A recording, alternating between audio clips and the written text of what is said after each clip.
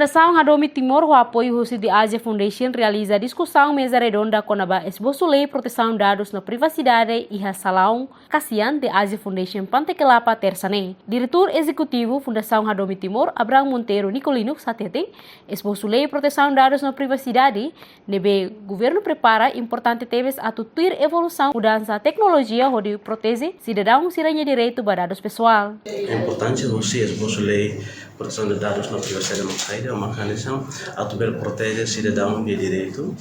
Ele banha dados sira, deve marcar se governo, a empresa, a sociedade civil, a setor privado sira recolha no atuzere.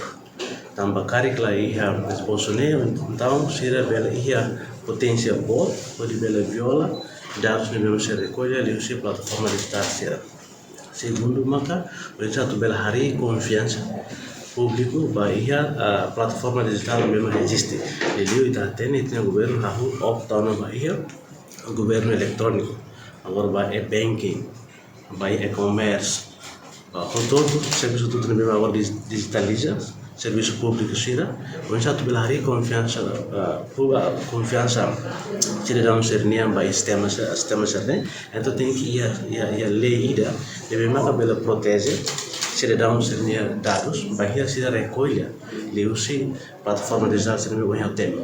Diretor ba programa Sasukat de Asia Foundation, Tim Men, HTT de Asia Foundation iha komitimento atau apoio discussão sira, nune bela identifica impacto sira husilei no assegura katak politika governo responde ba necessidade Timor Wanghoto. A minha espera katak discussão identifica contribui ba compreensão bem liu ba questão sira com a proteção de dados pessoal na privacidade. No apoio sociedade civil atau identifica ponto chave preocupação sira no área sira também precisa discussão para dilutar.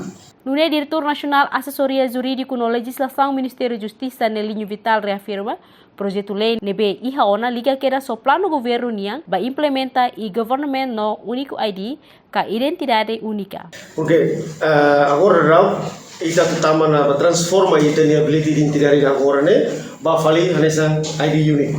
Então atu ID unique nebe lau dia tem que iha diploma rumah nebe que protege mercados. Então, cara apoio lei proteção de dados e privacidade pessoal ini cara apoio que tem avançado.